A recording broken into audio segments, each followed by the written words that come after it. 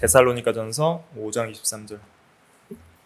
22절부터 24절까지 다 읽어볼까요? 22절부터 24절까지. 시작. 악은 어떤 모양이라도 버리라.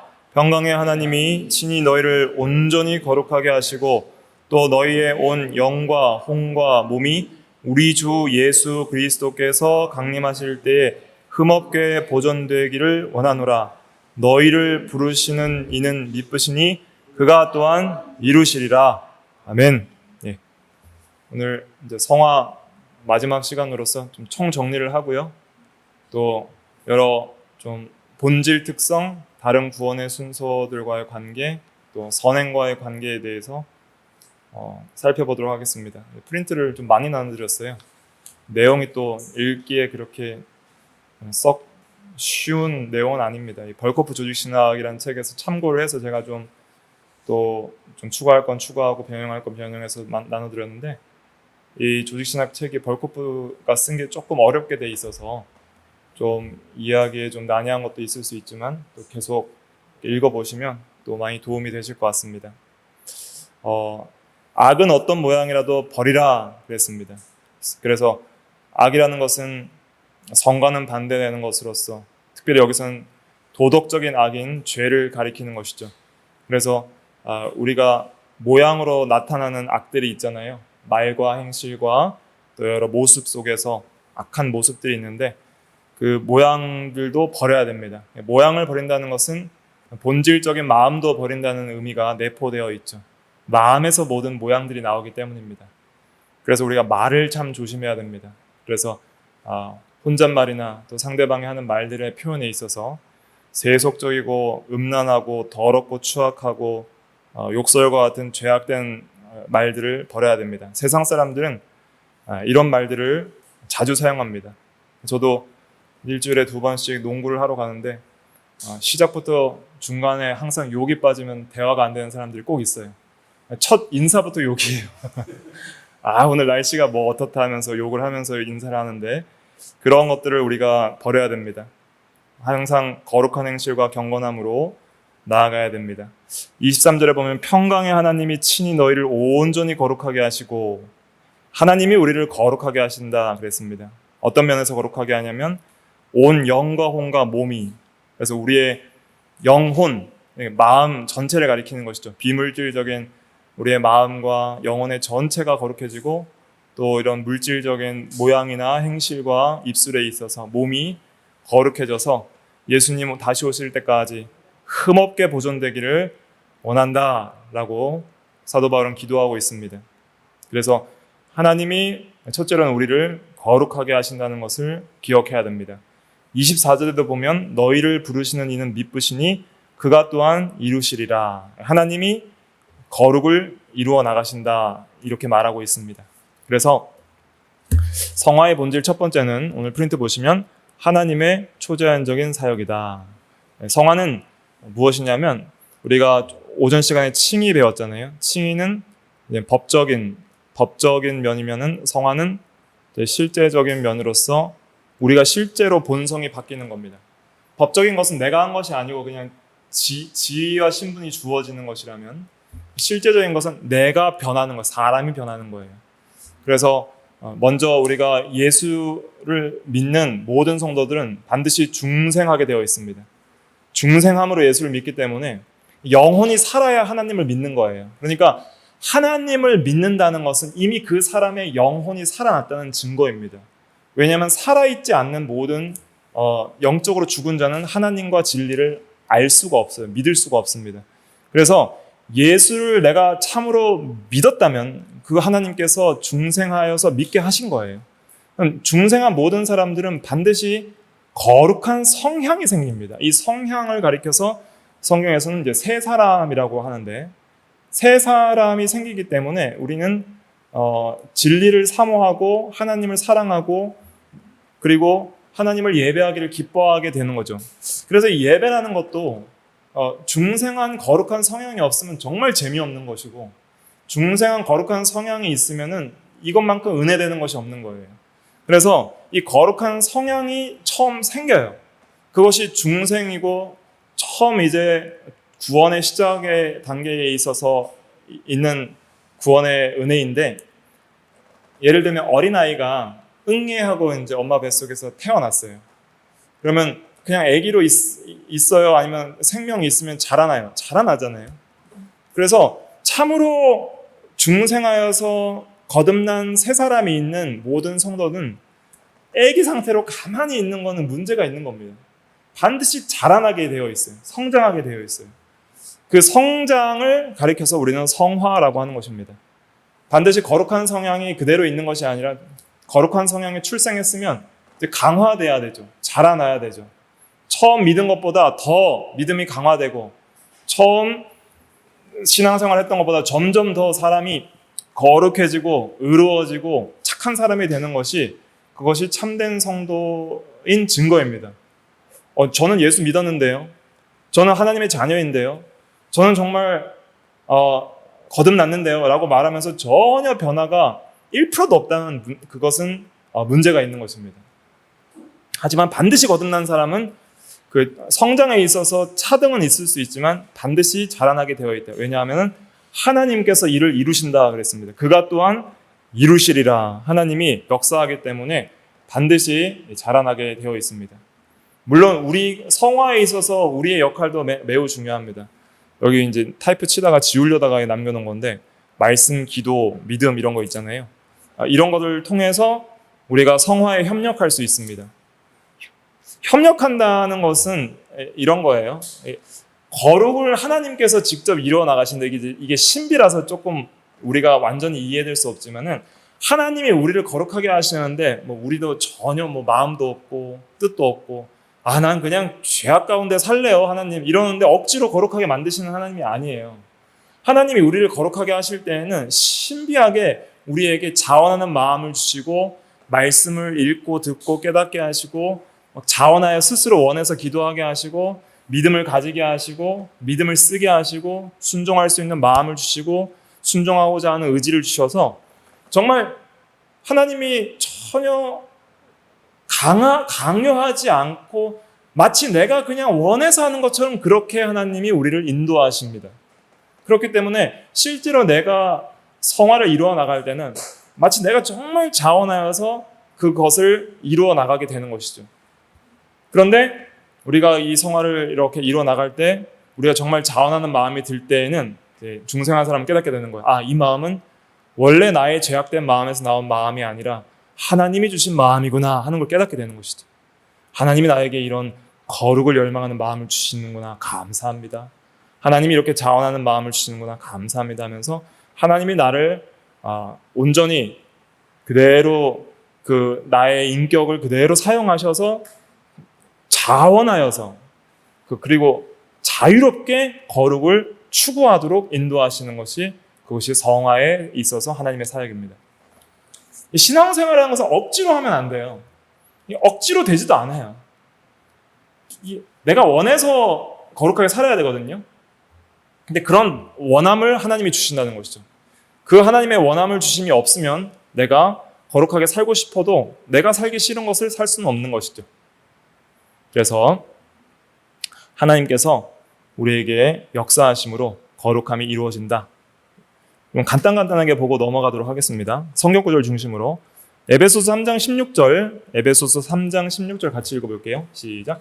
그의 영광의 풍성함을 따라 그의 성령으로 말미암아 너희 속사람을 능력으로 강건하게 하시오며. 여기 보세요. 하나님의 성령으로 말미암아 우리의 속사람, 이 속사람은 이제 거듭난 영혼, 새 사람을 가리키는 거예요. 안에 있는 사람을 이제 보이지 않는 영혼을 가리켜서 속사람이라고도 표현합니다. 속사람을 능력으로 강건하게 하시오며. 성령이 이렇게 거듭난 새 본성을 능력으로 강건하게 해줘야지 죄성을 이기고 그 다음에 거룩한 삶을 살아갈 수가 있는 거예요. 힘이 있어야지 살거든요. 애기도 힘이 없으면 막 못 걷는 것처럼, 영양실조 걸리고 그러면 그냥 누워 있어야 되는 것처럼, 우리 성도들도요, 힘이 없으면 죄를 못 이깁니다. 세상도 못 이기고 시험도 못 이기고요. 그런데 힘이 있어야지 죄도 이기고 마귀도 이기고 세상도 이기고 사망도 이기고 여러 시험과 환난도 이길 수 있는 거예요. 믿음으로 이기는 거예요. 하나님의 말씀 의지하고 하나님 의지해서 잘 인내하고 견디고 참고 승리하는 거죠. 골로새서 1장 11절도 읽어볼게요. 시작. 그의 영광의 힘을 따라 모든 능력으로 능하게 하시며 기쁨으로 모든 견딤과 오래 참음에 이르게 하시고. 네. 힘을 주셔야 돼요. 힘으로 능력으로 능하게 하시고 기쁨으로 모든 견딤과, 기쁨으로 환난을 견디는 것이죠. 시험을 견디고 오래 참는 것, 이런 것들도 힘이 있어야 된다. 그래서 이 전쟁에 나갔을 때 아무리 군사들이 전투력이 강하고 무기가 좋아도 사기를 잃어버리면 지는 거예요. 군사들도 사기가 중요한 것처럼 성도들에게 있어서도 이 영적인 힘이 필요합니다. 이 영적인 힘이란 건 어떤 거냐면, 예를 들면 이런 거예요. 죄악의 유혹이 강력하게 오고 있어요. 근데 영적인 힘은 그 죄보다 하나님을 사랑하는 힘이에요. 진리를 더 사랑하고 죄악을 미워할 수 있는 힘, 이런 걸 가리키는 거예요. 막 견딜 수 없는 시험이 와요. 막 몸도 아프고 여러 문제도 생기고 막 정말 그냥 욕하고 죽어버리고 싶은 그런 마음들이 들어올 때도 뭔가 그 가운데서도 소망을 가지고 참을 수 있는 그런 힘이 있어요. 그러니까 영적인 속으로부터 하나님이 주시는 기쁨으로 모든 견딤과 오래 참음으로, 그것을 하나님을 의지하면서 소망 가운데 견딜 수 있게 하는 그 영적인 힘이 있어요. 그런 힘을 받았을 때 우리가 소위 하나님 은혜 받았습니다 이렇게 표현을 하는데, 그런 힘들이 하나님으로부터 공급돼야 되는 것이죠. 그런 힘을 받아야지 우리가 성화를 이뤄나갈 수 있습니다. 그러므로 우리가 항상 깨어서 기도하고 진리를 붙들고 말씀을 연구하고 믿음으로 살아나가야 되는 이유는, 그렇게 말씀과 기도와 또 믿음을 내가 가지려고 힘을 쓸 때에 하나님이 주시는 거예요. 그래서 하나님으로부터 힘을 받아야지 하나님의 은혜로 성화를 이루어나갈 수 있다. 이렇게 이해하시고, 성화에 있어서도 우리는 항상 하나님을 의지하는 믿음을 가져야 됩니다. 절대 의존적으로 하나님을 의지해야 됩니다. 그 다음에 성화는 크게 두 부분으로 나눌 수 있는데, 먼저 죄가 죽는 거고 또 선한 새 사람이 살아가는 거예요. 그래서 죄악된 옛사람이 있거든요. 그 예수를 믿고 이제 구원받은 성도들은 그 본성적인 성향이, 의의 성향이 지배적이에요. 그래서 죄를 짓기 싫고 의롭게 살기를 원하는 그 소원이 강해지는 것이 구원받은 성도의 본성입니다. 근데 문제는 뭐냐면 옛사람이 남아있다는 거예요. 이 비유를 하자면 이런 거예요. 예를 들면 이 세계제 2차 대전 때 노르망디 상륙작전을 펼치잖아요. 상륙작전 성공을 해서 이제는 이 적군들을 물리쳐 나가는데, 상륙작전이 처음 성공했을 때부터 시작해서 이제 완전히 이제 적군을 물리칠 때까지는 시간이 걸리잖아요. 패잔병들을 다 물리쳐야 되죠.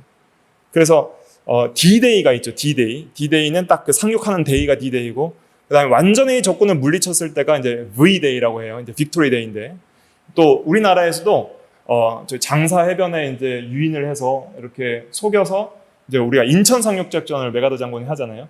그럼 인천 상륙 작전을 성공했을 때는 이제 D-Day죠. 그때는 이제 상륙 작전을 성공해서 이제 이겨 나가기 시작하는 거예요. 그래서 대한민국 국권이 빼앗겼는데 다시 이제 그 공산당으로부터 대한민국 정부의 국권을 회복하고 국기도 세우고 이제 중앙 정부가 대한민국 정부가 된 거예요. 수복을 했어요. 수복을 했지만은 이제 전체 이 나라에 남아있는 공산군을 다 물리쳐서 다 승리하기까지 V-Day까지 시간이 남아있잖아요. 그래서 전부 이제 남아있는 사람들 다 물리치고, 그 다음에 빨치산 같은 사람들이 남아있었잖아요. 그래서 공산당에 숨어있다가 갑자기 습격을 해서 공격을 받기도 하고, 그런 사람들까지 다 이렇게 산 돌아다니면서 다 점령을 해야 되는 것이죠. 구원이라는 게 마치 이런 것 같은데, 예수를 믿는 그 순간은 D-Day예요. 그래서 내가 이제 이 정부가, 하나님 정부가 회복이 된 거예요. 새 사람이 회복이 돼서 이제 의의 정부가 세워졌어요. 이제 의가 우리 정부고 주로 하나님 나라가 우리의 왕노릇하는 정부예요.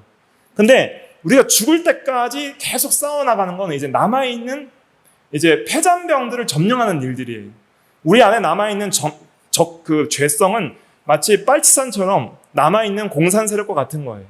그러한 세력들을 계속적으로 점령해 나가는 생활들을 해 나가는 것이 성화의 생활입니다. 그 성화의 생활을 할 때에 이 중앙정부의 힘이 강력해야 돼요. 중앙정부의 힘이 강력해서 이 빨치산들이 출몰했습니다. 국군도 보내주시고 경찰 인력도 투입해 주시고 저기 예비군도 좀 소집해 주십시오. 그러면 이제 국가가 이제 힘이 세면 막 이렇게 이제 지원을 해주는 거예요. 그럼 이제 쉽게 이기겠죠. 근데 기도도 안 하고 말씀도 안 읽고 하나님 생각도 안 하고 믿음도 안 쓰고 있다가 갑자기 빨치산들이 오면은 좀 도와주십시오 하는데 세력이 없어요. 힘이 없어요. 없다. 네가 뭐 하는 게 없다 이러니까 못 이기는 거예요. 마치 그런 것 같아요. 우리가 매일 말씀, 기도 또 신앙생활에 힘을 쓰면 이 국방력, 뭐 경찰력, 또 민방위, 뭐 예비군, 강력한 무기들 또 무기도 이렇게 자주 점검해주고 닦아줘야 되거든요. 그런 것도 관리도 잘해가지고 힘이 강력하게 항상 유지되어 있으면은 좀 이렇게 죄성들이 올라와도 쉽게 이기는 거예요. 그런데 이 은혜가 떨어지면은 시험의 때에 이길 수가 없다. 그래서 성화는 먼저 이 남아있는 세력들인 그 잔존하는 죄성들을 죽이는 일이 중요하고, 그 다음에 이 그리스도 안에서 선을 위해서 창조된 새 사람이 좀 강력하게 힘을 얻어야 됩니다. 좀 힘이 세져야 됩니다. 이제 국방력이 세져야 된다 이렇게 생각하시면 됩니다. 우리의 이 새 사람의 국방력이 세져서 옛 사람의 그 빨치산의 그 죄악된 세력들을 좀 쉽게 물리칠 수 있는 그런 훈련들을 평소에 받아야 된다. 그래서 디모데전서 2장에 보면은 우리는 그리스도의 군사라 그랬죠. 디모데 후서 2장에 보면은 우리는 예수 그리스도의 좋은 병사라 그랬습니다. 그래서 선한 싸움을 싸우라 이렇게 말하는 이유는 이것이 이제 영적인 내적 싸움이기 때문입니다. 자, 쭉쭉 넘어가서 3번 볼게요. 그냥 프린트 나머지는 다 하면은 시간이 안 돼요. 그래서 읽어보시고요. 제가 쉽게 그냥 설명하고 넘어가도록 하겠습니다. 3번에 인간 전체, 즉 몸, 영혼, 지성, 감성, 의지 전체에 성화의 그 은혜들은 영향을 줍니다. 그래서 우리가 지성이랑 감성이랑 의지가 이것이 마음이거든요. 이 마음은 알고 느끼고 선택하는, 의지는 선택이에요. 항상 의지는 선택이기 때문에 이 작용에 있어서 변화가 있어야 됩니다. 하나님을 많이 알고 진리를 많이 알고 그 진리를 평소에 많이 생각하고 살아야 돼요. 여러분들이 하루 종일 무슨 생각을 하고 사십니까? 그 생각을 하고 사는 여러분들의 마음이 여러분 자신과 동일해요. 맨날 그냥 쓸데없는 거 생각하고 세상적인 거 생각하고 맨날 TV 프로그램이나 생각하고 살면은 그런 인간으로 살아가는 거고, 뭔가 하나님에 대한 진리를 생각하고 인생의 목적을 생각하고 어떻게 하면은 우리가 거룩한 삶을 살 수 있을지 생각하면서 살아가면은, 그러면은 우리는 그러한 생각에 우리의 마음이 지배받게 되어 있습니다. 그래서 우리가 힘을 좀 써야 됩니다. 우리가 하나님 말씀을 많이 생각하고 사랑하고 할 수 있도록 말씀과 기도에 힘을 쓰면 하나님께서 우리의 마음의 경향성을 바꿔줘요. 마음의 경향성이 변화돼야 됩니다. 그래서 거룩과 의를 사모하는 마음의 경향성들이 바뀌면 지정의가 바뀌는 거예요. 그래서 지식적으로 아주 총명해집니다. 분별력이 생기는 것이죠. 이거는 선하고 이건 악하다. 이건 옳고 이건 그르다. 이렇게 선택하고 이렇게 가는 것이 생명길이고 이렇게 가는 것은 화 받는 길이다. 이렇게 분석이 되고, 감정적으로 진리대로 사는 게 좋고, 또 진리의 중심이 잘 잡혀있는 사람일수록 감정이 불안하지 않습니다. 조금 건드려도 막 화를 내고 막 승질을 내고 이런 사람이 진리에 많이 붙들려 있으면 많이 건드려도 그렇게 별로 승질 안 내고 항상 마음이 이렇게 요동치지 않고 넓은 바다와 같이 항상 이렇게 잔잔한 그러한 심령 상태가 되는 것이죠. 의지적으로도 항상 지식과 감정에 따라서 또 선한 것을 선택할 수 있는 의지가 되고, 그러다 보면 몸의 행실에 있어서도 변화의 역사들이 일어나게 되는 것입니다. 그래서 지성, 감정, 의지, 또 그 다음에 이런 것들이 바뀌어야 되고, 또 양심이 바뀌어야 됩니다. 양심이라는 것은 마음에 새긴 법이라 그랬죠. 로마서 2장 15, 16절에 보면. 그래서 양심을 잘 써야 됩니다. 양심을. 히브리서 9장 14절 한 절만 읽어볼까요? 시작. 하물며 영원하신 성령으로 말미암아 흠없는 자기를 하나님께 드린 그리스도의 피가 어찌 너희 양심을 죽은 행실에서 깨끗하게 살고 살아계신 하나님을 섬기게 하지 못하겠느냐. 네. 양심을 안 쓰는 행실은 뭐냐면 이 죽은 행실이에요. 죽은 행실. 인간이 활동한다고 다 살아있는 게 아닙니다. 죄 짓고 사는 것은 그 죽은 시체 썩은 냄새가 나는 행실이다, 이런 뜻이에요. 예, 차라리 안산만 못한 것이 죄 짓고 사는 것이죠. 그러니까 훌륭한 그런 의사가 여자친구를 살해하고 이런 것들은 그렇게 훌륭한 그런 그 지성과 그런 직업이 오히려 없는 이만 못하게 쓰이는 거잖아요. 우리는 죽은 행실에서 깨끗해져야 됩니다. 그러려면 양심이 깨끗해져야 되죠. 선한 양심이라는 것이 있는데, 성경에서 선한 양심, 디모데전서에 보면 선한 양심은 어떤 양심이냐면 말씀과 성령의 비판을 받는 양심입니다. 그래서 말씀대로 안 하면 양심이 찔리는 거예요. 그 다음에 의롭게 살지 않으면 성령께서 책망하시는 거죠. 너 그렇게 하면 안 된다. 양심을 잘 쓰면 이것이 강화됩니다. 그래서 점점 죄를 떠나게 되죠. 근데 양심도 하나씩 어기잖아요. 그럼 양심이 화인 맞은 양심이라고 불도장 찍어서 살이 타서 감각을 잃어버리는 것처럼 양심도 감각을 잃을 수 있어요. 감각을 잃어버리면 양심이 제대로 작동하지 않으니까 죄를 지어도 별로 가책이 없는 아주 무법한 자가 되는 것이죠. 그 다음에 4번 넘어가겠습니다. 신자가 협력하는 하나님의 사역이다. 하나님의 사역인데 신자도 협력을 해야 됩니다. 그래서 신자가 협력한다는 것은 한번 인간이부터 한번 쭉 첫째 단락 한번 읽어볼까요? 시작. 인간이 성화의 사역에 참여한다고 말하는 것은 인간이 성화의 사역에 있어서 독립적인 행위자가 되어 성화를 부분적으로는 하나님의 사역이고 부분적으로는 인간의 사역으로 만든다는 의미가 아니다. 오히려 이는 하나님께서 인간에게 기도와 마음으로 성령에 협력할 것을 요구함으로써 이성적 존재로서 인간이라는 도구를 통해 부분적으로 성화의 사역을 수행한다는 의미이다. 네. 성화는 100% 하나님의 사역입니다. 첫째로는. 근데 또 100% 인간의 일이기도 해요. 그게 신비거든요. 이게 신비냐면은 50대 50 이렇게 되면은 이해가 쉬운데 이게 신비인데 이렇게 이해하시면 됩니다. 모든 제1 원인은 하나님입니다. 하나님인데 그 하나님께서 하나님의 일을 이루어 나가시는데 제2 원인인 인간의 인격을 사용하셔서 주권적으로 성화를 이루어 가십니다.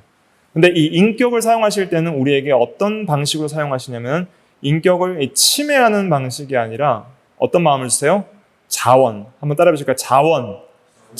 자원하는 마음을 주신다는 거예요. 이게 중요한 겁니다. 그래서 나를 통해서 성화를 이루어 나가시는데 내가 그 성화를 이루어 나갈 때는 마치 그냥 내가 원해서 내가 하는 것처럼 너무 자연스럽게 그렇게 이루어 나가시는 방식을 쓰신다는 것이죠. 그것이 신비입니다. 그래서 성화를 이루어 나가지 못하는 책임은 하나님께서 우리에게 물으십니다. 인간이 악한 행동을 할 때 경고를 하시죠. 그렇게 하면 안 된다고. 고린도전서 6장 9절부터 10절 읽어볼게요. 시작. 불의한 자가 하나님의 나라를 유업으로 받지 못할 줄을 알지 못하느냐. 미혹을 받지 말라. 음행하는 자나 우상 숭배자나 간음하는 자나 탐색하는 자나 남색하는 자나 도적이나 탐욕을 부리는 자나 술 취하는 자나 모욕하는 자나 속여 빼앗는 자들은 하나님의 나라를 유업으로 받지 못하리라. 이런 죄를 짓는 자들은 하나님 나라에 들어갈 수 없다는 것이죠. 그렇다고 해서 이런 죄를 한 번이라도 지으면 절대 못 들어간다, 그런 의미가 아니라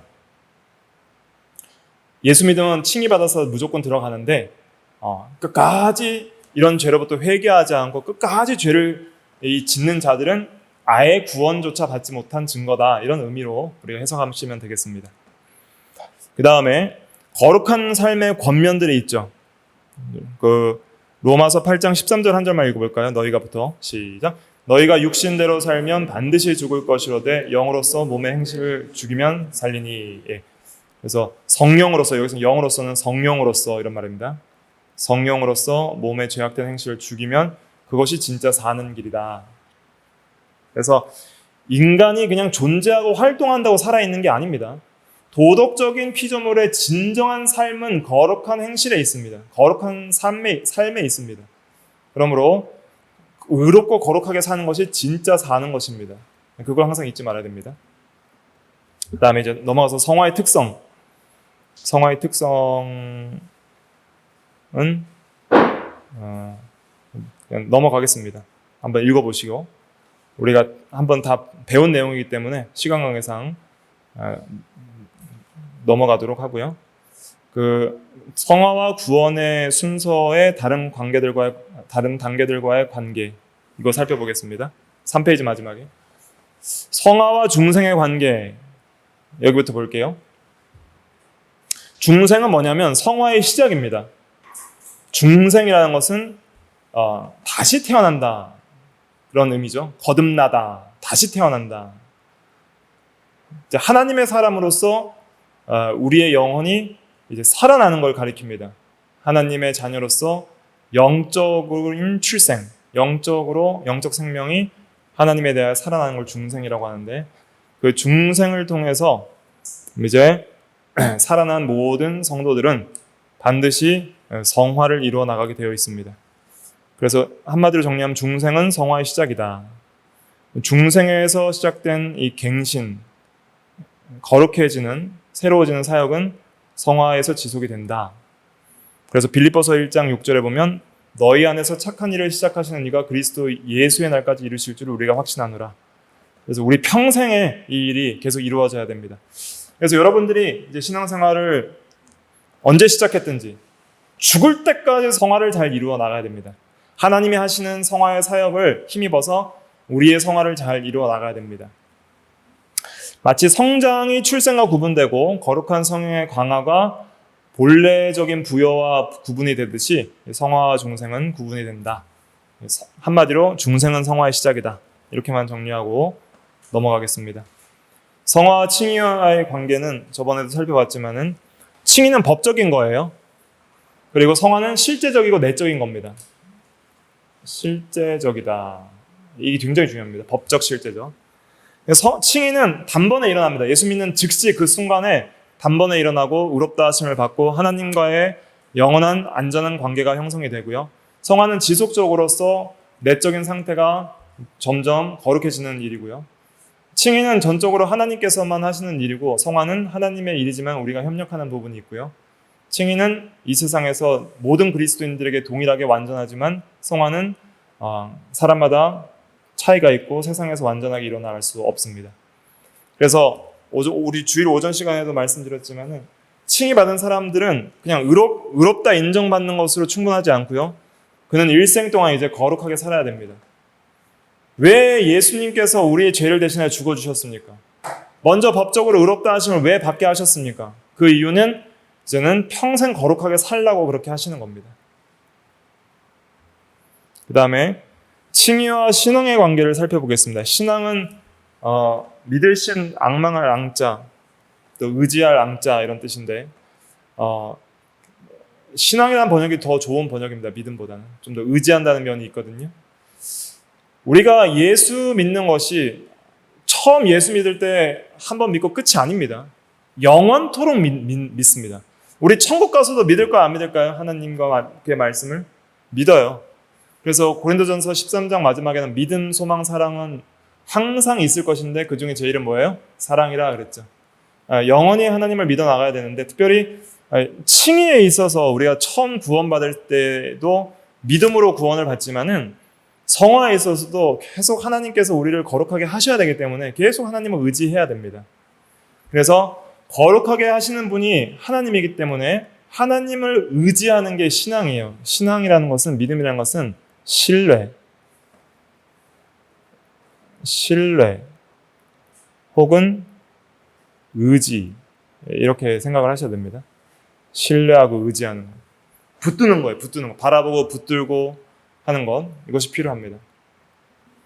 그래서 로마서 1장 17절 같이 한번 읽어볼게요. 시작. 복음에는 하나님의 의가 나타나서 믿음으로 믿음에 이르게 하나니 기록된 바 오직 의인은 믿음으로 말미암아 살리라 함과 같으니라. 네. 그래서 믿음으로 믿음에 이르게 하나니라는 것은 어린 믿음에서 장성한 믿음으로 믿음의 성장을 가리키는 것이죠. 믿음도 성장해야 됩니다. 성장. 더 믿어 나가야 되는 것이죠. 그래서 오직 의인은 믿음으로 말미암아 살리라는 뜻은 믿음으로 의롭게 된 칭의받은 의인은 이제는 평생 믿음으로 살아가야 된다는 것이죠. 거룩한 성화의 삶을 믿음으로 살아가야 된다는 이런 뜻입니다.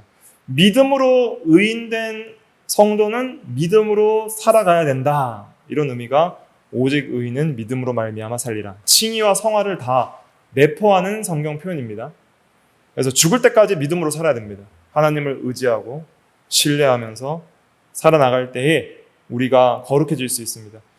성화라는 것은 하나님 빼고 이루어질 수 있어요, 없어요? 안 되는 거예요. 하나님께서 하시는 거기 때문에 예를 들면 이런 거죠. 내가 거룩하게 살기를 소원할 때 하나님이 거룩하게 하시는 거예요. 그러니까 성화는 거룩하기를 원하는 자를 거룩하게 하시고 의롭게 살기를 원하는 자를 의롭게 하시는 하나님의 사역입니다. 내가 분명히 하나님을 의지하고 힘쓰는 면이 있지만 결국 그 거룩함을 이루어 나가시는 주체와 또 능력은 하나님 한 분이시다. 이걸 잊지 말아야 됩니다. 그래서 죽을 때까지 하나님을 의지해서 거룩하게 살아야 하는 것이죠. 이렇게 좀 정리하고 넘어가겠습니다. 이게 신비이기 때문에 여러분들이 직접적으로 이 성화에 대한 진리를 묵상하면서 내가 거룩한 삶을 추구해 나갈 때 경험되게 될 것입니다. 나에게 직접 경험되는 은혜이기 때문에 경험으로 알 수 있는 것입니다. 마지막 성화와 선행을 살펴보고 마치겠습니다. 선행이라는 것은 열매예요. 열매. 행실이라고 할 수 있습니다. 행실. 행이니까. 성화는 뭐예요? 이거는 본성이 바뀌는 거예요. 본성. 본성적 변화예요. 사람이 바뀐다 이렇게 생각하시면 되겠습니다. 인간이 바뀐다. 그래서 예수를 믿는 많은 사람들 중에서 전도돼서 교회 나와서 예수 믿는 사람도 있지만 바뀐 인간을 보고 믿는 사람들도 많아요. 부모가 바뀌고 자녀가 바뀌고 배우자가 바뀌니까 당신이 이렇게 사람이 바뀌는 거 보니까 하나님 살아계신 게 맞구나 하고 그렇게 믿는 사람들이 상당히 많습니다. 그래서 사람이 바뀌는 것이 성화라면은 진짜 사람이 바뀌었다면 뭐가 나올까요? 열매인 행실이 나오게 되어 있어요. 그러니까 성화를 잘 이루어 나가서 인간이 바뀌면 반드시 선행이 나오게 되어 있습니다. 그래서 선행이라는 것은 성화의 참된 열매입니다. 선행은 성화의 열매라고 부를 수 있다. 이렇게 정리하시고 그럼 선행이 도대체 뭘까? 뭘 선행이라고 하나님께서 또 성경은 인정을 하고 있는가? 특별히 신학적 의미에서의 선행이 있는데 그것을 한번 남은 시간 이제 이걸 좀 살펴보고자 하는데 우리가부터 한번 한 단락 첫째 단락 읽어볼게요. 시작. 우리가 성화와 관련해서 선행에 대해 언급할 때 우리는 신적인 도덕법의 요구에 완전하게 부응하며 행위 언약의 상태에서도 영생의 보답을 획득할 수 있는 완전한 행위에 대해 언급하지 않는다. 여기까지 끊고 설명드릴게요. 여기서 말한다는 것은 무엇이냐면은 도덕법의 요구에 완전히 부응해서 첫사람 아담이 행위 언약을 가졌잖아요. 선악과를 따먹지 말라. 그리하면 영원히 살리라. 그 행위 언약의 상태에서 완전 순종. 그러니까 한마디로 말하면 완전 순종의 행위를 말하는데 여기 보면 완전한 행위 말하고 있죠. 이게 핵심 키워드인데 우리 성도들이 선행을 행하라. 성경이 명할 때 도덕적으로 완벽하게 살아라 이런 의미는 아닙니다. 그것을 추구해야 된다는 건 맞지만은 우리가 그렇게 할 수 있다는 거예요, 없다는 거예요? 그렇게 못 살아요. 저도 그렇게 못 살고 여러분들도 절대 그렇게 못 삽니다. 완전 성화는 없기 때문에 죽을 때까지 이제 우리가 죽어서 천국에 들어가면 이제 완전하게 살 겁니다. 그 전까지는 아직도 싸우는 중이에요. 빨치산처럼 죄성이 남아있다 그랬잖아요. 그거에 제거가 될 때까지 V-Day, 빅토리 데이가 될 때까지 더 이상 적군이 없을 때까지는 완전한 행위가 나올 수가 없어요. 그 V-Day, 빅토리 데이는 우리가 영혼이 육체가 죽어서 천국에 갈 때에 온전해지고 부활 때에 온전해지지 이 세상에서 죄성이 남아있을 때는 아직까지는 전투 중입니다. 그래서 여기서 말하는 선행은 완벽한 선행을 말하는 것이 아니다. 또 중생하지 않은 그런 불신자들의 그런 선행과도 본질적으로 다른 거다. 그럼 성경에서 말하는 성도들의 선행의 특성이 뭐냐 생각할 수가 있겠죠. 영적으로 선한 행위들의 특성은 다음과 같다. 동그라미 1번, 이들은 중생한 심령의 열매들이다. 그 다음부터 한번 읽어볼까요? 시작. 중생 없이는 어느 누구도 하나님께 순종할 성향을 가질 수 없고 요구되는 동기, 즉 하나님을 영화롭게 하는 동기를 가질 수 없다. 모든 행위에는 동기가 중요합니다. 동기. 자, 예를 들어서 제가 가난한 이웃이 있어서 도와줬어요. 그래서 물질적으로나 아니면 어떤 쌀을 가져다 준다거나 도와줬어요. 도와줬을 때 동기가 다를 수 있죠. 하나의 동기는 그냥 자기 만족을 위해서, 또 이웃들에게 또 불쌍하니까 도와주는데 여러 동기가 있어요. 그 이웃이 불쌍해서 자기 만족을 위해서, 아니면 또 이런 덕을 쌓기 위해서 여러 동기가 있을 수 있죠. 그런데 가장 중요한 선행의 동기는 하나님을 영화롭게 하고 그를 사랑함으로써 나오는 것이어야 됩니다. 그래서 중생한 성도들만 가질 수 있는 그런 바른 동기가 있는데 그건 하나님 중심의 동기예요. 우리가 선행을 하는 이유는 하나님을 순종하기 위해서 선행을 하는 것입니다. 하나님 앞에서 하나님의 명령하시고 또 하나님을 사랑하는 방식으로 순종하는 것이 참된 동기입니다. 그 참된 동기가 없을 때는 우리의 선행은 반드시 변질되게 되어 있습니다. 내 이익에 안 맞고 자기 사랑에 안 맞을 때는 그 선행을 포기하게 되어 있습니다. 그러나 하나님을 사랑하고 하나님을 순종하기 위한 선행의 동기는 죽을지언정 선행을 하게 되어 있습니다. 그것이 굉장히 중요한 선행의 동기고요. 동기가 중요하다, 항상. 그래서 하나님은 동기만 보시고도 받을 때가 있어요. 예를 들면은 아브라함이 이삭을 바칠 때, 이삭을 바치려 할 때 이삭을 이제 죽이려고 하잖아요. 죽이려고 하는데 하나님이 이미 그 마음으로부터 동기로 받았기 때문에 실제로 바치지 않았어도 받은 걸로 여기시는 거예요. 그래서 동기는 실제 행위보다 더 중요하다. 바른 동기에서 나온 행위가 진짜 선한 행위이다. 우리가 선행을 할 때 항상 우리가 동기가 무엇인지를 살펴보는 것이 중요합니다. 그 다음 두 번째, 이들은 하나님의 율법에 외적으로만 일치할 뿐 아니라 하나님이 계시된 의지에 대한 자각적인 순종 안에서, 즉 하나님이 요구한다는 이유로 행해진다. 하나님에 대한 사랑의 원리, 하나님의 뜻을 행하고자 하는 의도에서 발언한다. 같은 말이죠. 동기가 하나님을 순종하고 하나님을 사랑하는 원리에서 발언이 돼야 된다. 동기를 계속 말하고 있고요. 그다음 목적, 1, 2번은 동기라면 3번 목적. 목적은 하나님의 영광이다.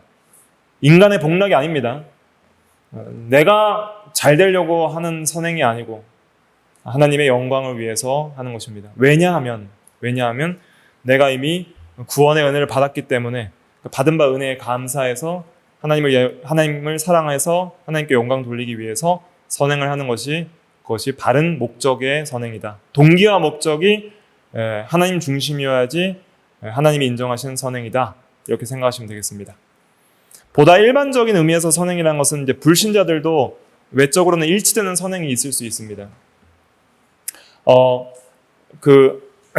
두 번째 줄 마지막에 보면 이들은 있죠. 이들은부터 한번 읽어볼까요? 이들은부터 종종 시작. 이들은 종종 하나님의 율법에 외면적으로 일치되며 율법의 악명 높은 범죄와는 구분되는 객관적으로 선하다고 말할 수 있는 행위를 수행한다. 네, 세상 사람들도 우리 성도들과 외면적으로 일치되는 선행들이 있습니다. 똑같이 이웃을 사랑하고 도와주고 정말 다른 사람이 보기에도 참 선하다 하는 그러한 믿지 않는 사람들도 있습니다.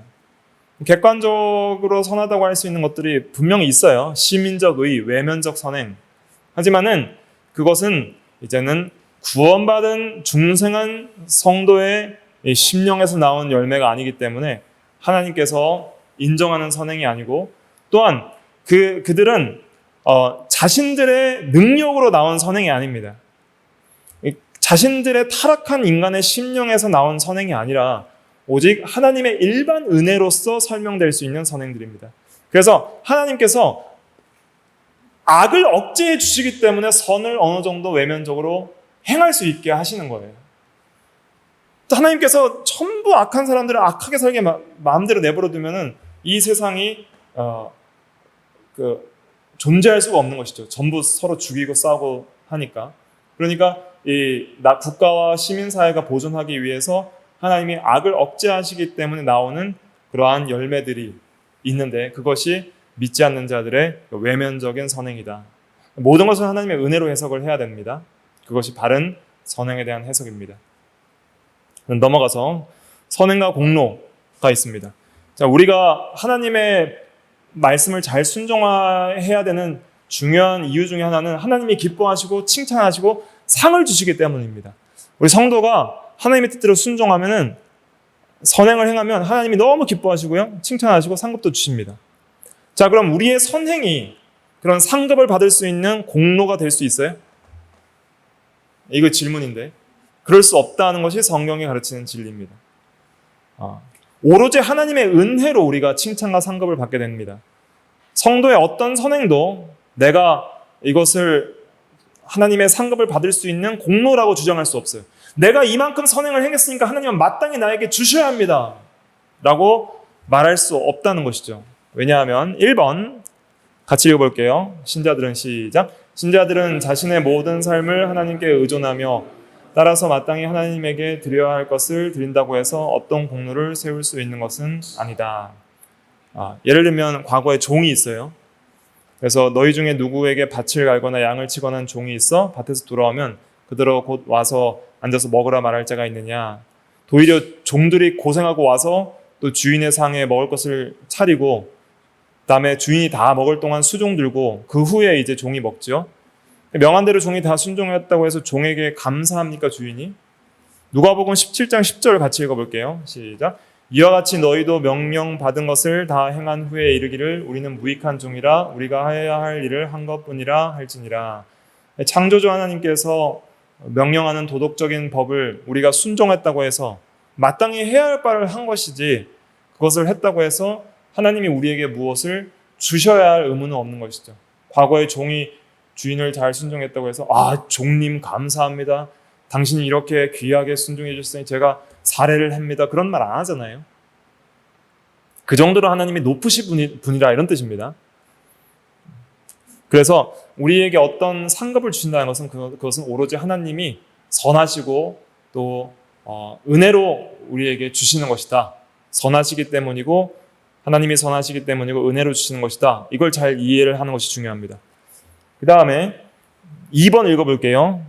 5페이지 2번 시작. 성도의 선행은 자력에 의해서가 아니라 오직 하나님께서 이들에게 날마다 부여하는 힘으로서만 선행을 할 수 있으며 바로 그러한 사실로 인해 선행에 대한 어떤 칭찬도 기대할 수 없다. 네, 선행은 하나님의 능력으로 말미암아 할 수 있는 것이죠. 그래서 하나님의 은혜로 한 것이기 때문에 우리가 하나님께만 모든 영광을 돌려야 됩니다. 고린도전서 15장 10절 읽어볼게요. 시작. 그러나 내가 나 된 것은 하나님의 은혜로 된 것이니 내게 주신 그의 은혜가 헛되지 아니하여 내가 모든 사도보다 더 많이 수고하였으나 내가 한 것이 아니요 오직 나와 함께 하신 하나님의 은혜로다. 네, 그래서 사도 바울이 많이 수고했지만 이것은 하나님의 은혜로 된 것이고 내가 한 것이 아니요 오직 나와 함께 하신 하나님의 은혜로라, 이렇게 고백을 했다 그랬습니다. 그리고 그다음에 3번에 보면은 신자들의 최선의 행위조차 이 세상에서는 불완전합니다. 그래서 우리가 가장 최선의 선행을 해도 하나님 보시기에는 완전하지 못하다. 그러므로 우리는 이것을 공로로 인정할 수 없다. 그 다음에 4번 읽어볼게요. 시작. 더욱이 신자의 선행은 영광의 영원한 보상과는 전혀 균형이 맞지 않는다. 일시적이고 불완전한 순종은 영원하고 완전한 보상을 얻을 만한 공로를 세울 수 없다. 우리가 이 세상에서 선행을 행한다고 했을 때 주시는 칭찬과 상급은 선행을 했다고 줄 수 있을 만큼의 정도가 아니라 그 이상이라는 것이죠. 그래서 우리는 적은 일에 충성하였지만 하나님은 많은 것으로 주시는 것이죠. 그러니까 이 공로와 상급 자체가 균형이 맞지 않을 정도로 너무나도 귀한 것이기 때문에 선행을 통해서 상급을 요구할 수 없다는 것이죠. 선행도 성화의 열매로 주어지는 것이고 또 선행을 통한 상급도 은혜로 주어지는 것이다. 이걸 잘 이해해야 됩니다. 하지만 선행이 왜 필요하냐면 구원받은 증거이기 때문에 필요한 것입니다. 우리가 참으로 예수를 믿어서 구원받은 사람이라면 하나님이 선행을 요구하시고 원하시기 때문에 우리는 선행을 해야 됩니다. 그리고 신앙의 열매로서, 감사의 표현으로서 또 우리가 참으로 구원받은 자라는 확신을 가지기 위해서, 하나님의 영광을 위해서 우리는 선행을 잘 이루어 나가야 되겠습니다. 이러한 말씀들을 잘 의지해서 우리가 성화에 더욱더 힘을 써야 됩니다. 이런 진리들을 배움으로써 여러분들이 일상생활에 나아가서 이것을 잘 적용해서 우리가 어떤 시험의 때라도 낙심하지 않고 거룩한 삶을 이루어 나갈 수 있도록 늘 하나님의 은혜를 구하고 믿음으로 살아나가야 되겠습니다. 기도하겠습니다.